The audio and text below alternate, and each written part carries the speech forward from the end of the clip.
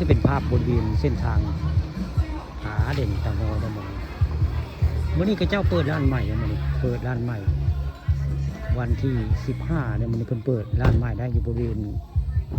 บ้านโคกสาบแต่เมื่อนี้ไว้ในรถไว้ห้อยนั่นไง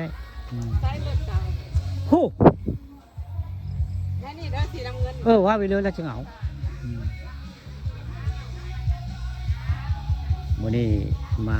บริเวณร้านอาหารประเด็นมาอุ่นนุนเพิ่นมือเล็กมื่อนี้มาดูร้านอาหารตามสั่งร้านอาหารริมทุ่งของท่านมะม่วงให้เปิดร้านอาหารใหม่พี่น้องมื่อนี้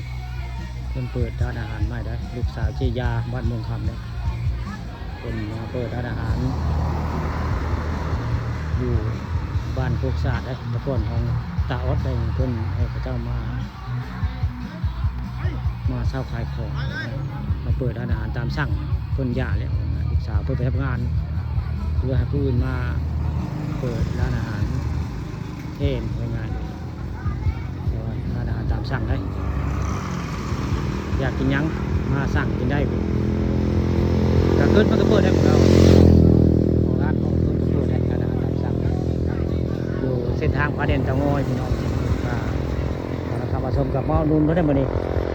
ร้านอาหารของลูกสาวเจยาบ้านเมืองคำตำบลนาตาลวันนี้เพิ่นมาเปิดร้านมือเลขได้หมดเลยอยู่ระหว่างโคกศาสตร์ทับขาเส้นทางผาเด่นเต่างอยเลยมือประเดิมมือนี่มือประเดิมมือเปิดร้านอาหารเพิ่นอะไรนะตอนแรกต้องทำวันนี้ลูกค้าพาคำผสมกับเอาภาพบรรยากาศในร้านอาหารเพิ่นมาเบิ่งมาชมมือเลขนะด้านหลังร้านอาหารเพิ่นก็จะมีซาปูซาปลาครับเพิ่นกันด้านหลังร้านอาหารของลูกสาวเจยาเพิ่นลูกค้าก็ภาพบรรยากาศในร้านอาหารเพิ่นคุณนุ่นเพิ่นวันนี้หวยง่ายมือเลขนะร้านอาหารของเจยาบ้านโคกศาสตร์ร้านอาหารริมทุ่งริมทางหวยง่ายมือเลขได้มือนี้มือเปิดร้านอาหารมือเลขของเพิ่นละมือนี้อยู่เส้นทางพระเด่นตะงอยพาจะมาซื้ออาหารตามสั่งกลางคืนเพิ่นก็เปิดได้เพิ่นว่าเปิดฮอด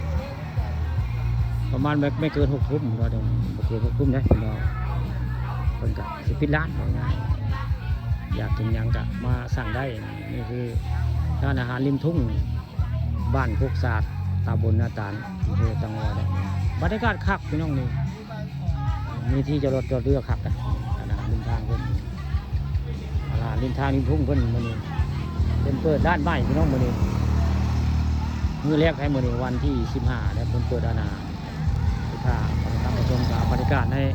ร้านอาหารเพิ่นมาให้เบิ่งมาชมนะร้านอาหารตามสั่งพี่น้องพยากก็มาสั่งกินได้นะนี่เจ้าของร้านเพิ่นเองของร้านเพิ่นออกมาเนี่ยนั่นน่ะคือเจ้าของร้านเพิ่นแหละร้านเพิ่นย่างออกมานะ